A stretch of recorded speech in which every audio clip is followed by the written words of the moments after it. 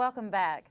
We hope you've had sufficient time to develop a story of your own and that you're ready to share that strategic story with us. We're going to call on our first push-to-talk site out in Santa Barbara, California, the U.S. Bankruptcy Court.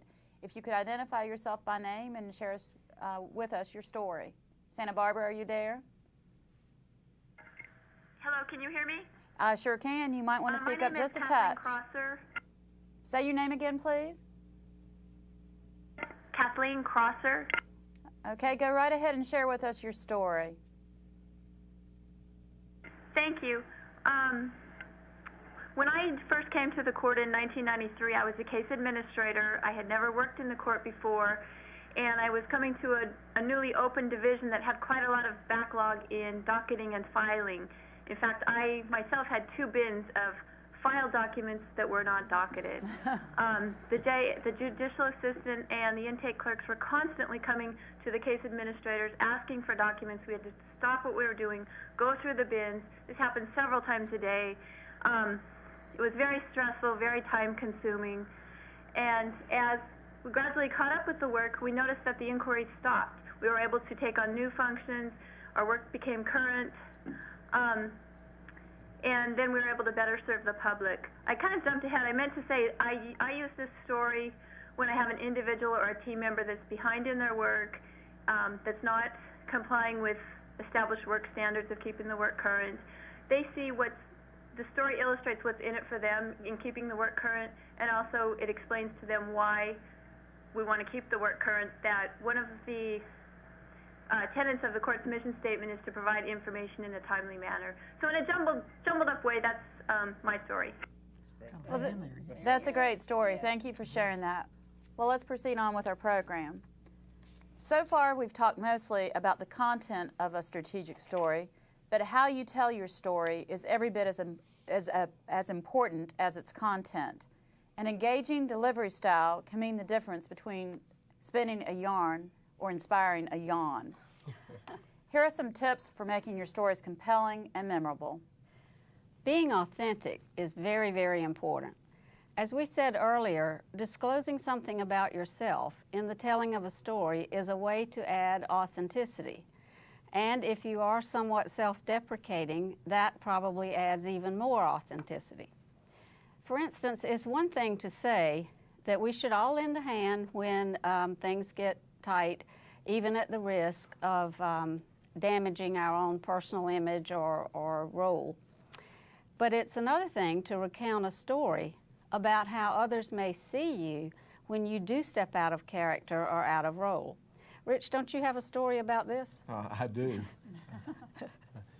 Years ago, when I was a magistrate judge with the district court, a number of us became concerned because the lobby areas at the courthouse were so austere, just white marble with no seating, no planners, no pictures, nothing to make people who come there for important events more comfortable. So we decided to do something about it. And our plan was to use our library admission fund and to try to create a more hospitable area in this space.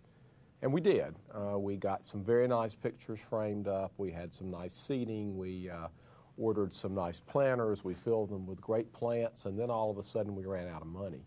And we had no way to keep the maintenance agreement with the yard center who'd supplied the plants in place, so we canceled it. But I'm a gardener and I enjoy it. It's one of my favorite hobbies, and so I agreed that I'd take on maintenance of the planters. So every Friday afternoon I'd take half an hour and be out in the lobby with my pruning shears and my snips and my watering can trying to tidy things up for the next week. And so happened one Friday afternoon there was a trial going on in the adjacent courtroom, and there was a security guard from the local penitentiary who had brought this fellow over to testify and was waiting on him to finish so he could take him back. And he kept watching me and watching me and watching me, and after a little while, when it arrived at a point where he and I were the only 2 people in the lobby, he quietly walked over to where I was, and in a soft voice he said, "Boy, what happened to you?" And I said, "I'm sorry, what do you mean?" And he said, "Last time I brought somebody over here to testify, you was the judge." You're very versatile back in your court. I think I'm going to get some gardening tips Yeah, after the broadcast. exactly. I did explain to him that we were a small court and money was tight and everybody had several jobs. Two of mine were trying cases and taking care of plants. Do you wear your robe now when you do that? I think that'd be a good idea. You do want some feelings in your story. If a story is sad, help the audience experience sadness by describing your feelings or describing the facial expressions of others in the story. Similarly, if a story is funny, you may want to amplify the ironic or silly aspects and give the listeners time to laugh along with you. Let your emotions show in your gestures, body language, and facial expressions. Sit on the edge of a table or a desk to convey an element of intimacy. Move around the room to create a dramatic effect. Laugh during the funny parts, and yes, be sure to laugh during those funny parts. Please. Yeah. Oscar, what other tips do you have that help? Well, Terry, I think sometimes it's important to remember that your appearance can have an impact on the story you're telling to your audience, and sometimes it can either make or break your story. There's a story I like to tell that's a personal family story of mine. Back in May of 1980, Mary and I had just had our third son, Drew, and I had taken off a few days from work in order to stay home with her and sort of help her get acclimated to the change in our family structure. And so she had gotten Drew down for a nap one day finally, and there was sort of some space, and then she told me, well, I think I'm going to just take a nap myself and rest a little bit. And I said, well, that'll be fine. And our older boys were 6 and 4 at the time, and Blair and Grant were playing down in the den, and they were being very quiet. So I told Mary, I said, well, I'm going to take this chance and go and have just a brief run and get a little bit of time for myself. And so I went out and ran for about 30 minutes and came back, and it was a rather warm May day. And so when I came back in the house, I was perspiring rather freely. And I came back in expecting this tranquil, peaceful scene, and it was bedlam when I got back in the house, like Dennis the Menace was on the loose. And Drew was crying at the top of his lungs, and Mary was awake, and she was in tears, and the two boys were having a great time. They were horsing around and just having a large time. So I went in and interrupted their play and began to lecture them to let them know that I did not appreciate this, that I thought they would be quiet. They told me they would. And I had told them in my fit of anger, I said, now, if you do this again, I'm going to make you take care of him, and Mary and I will go somewhere. Well, when I was giving this lecture, I was standing over them and talking down to them, and I was still perspiring rather heavily, and water was dropping off my face, and they were just mesmerized watching me. And my 4-year-old looked at me and said, golly, Dad, you look just like a thunderstorm. And so he knew what I was saying, knew I was upset, but I don't think he heard a word I said. And again, of course, they kept on waking their brother up sometimes, but appearance can be important. Well, the last step in our storytelling process is to solicit feedback. When you use a story to send a message, you want to be sure whether or not the message was received. Oftentimes, you can tell by the listener's reactions, as Terry could with her court reporter story. Sometimes they will ask questions or make comments that give you a hint about whether they got your point or not. But if you're not sure whether they got it, you can certainly ask some questions such as, what message did you take away from that story? Or, how might I have told the story to make my point clearer? So there you have it. These are the basics of finding, developing, and telling strategic stories. Bob, do you have any faxed questions? I do, Brenda. I have two questions. The first question is, you've given us a lot of tips on what to do in developing and telling stories. What about things not to do? Are there any no-nos associated with storytelling we should be aware of? I think, Bob, we've talked about that in the time we've been working on this program, and I think it's important, I think we agree with that it's important to be careful of your audience, be sure that you do not offend anyone, that you do not tell a story that is maybe gender-specific or ethnic-specific that someone would take offense to. You just need to be a little more careful about how you craft your story and make sure your audience is on your side and they don't become an antagonist because of the way you tell the story.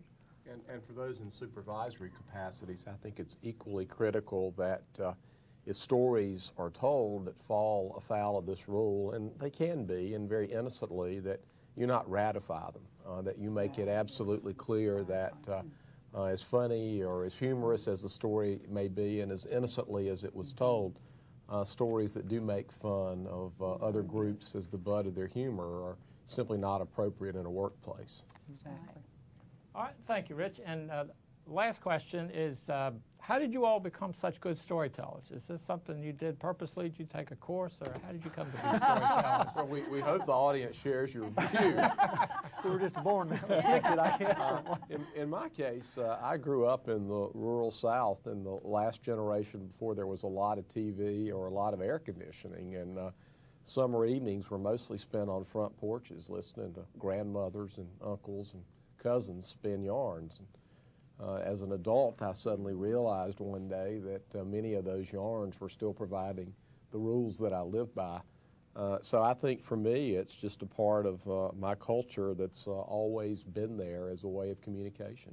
It's oral history. Yeah. Well, I was going to accuse the FJC of personality profiling since around this table are all Southerners, but I understand that Judge Leonard, you had a great input into the panelists. I also collect stories, either from email that's sent to me. I've gotten a lot of good stories that way recently, as well as newspaper articles. If I see something funny, I clip it, and I'll put it in a file and pull it out when I'm asked to give a speech or some other presentation. And finally, I'm an avid short story reader, and I've always loved stories. And I'm like both of you. I grew up listening to stories and always loved stories, and I do like to read too.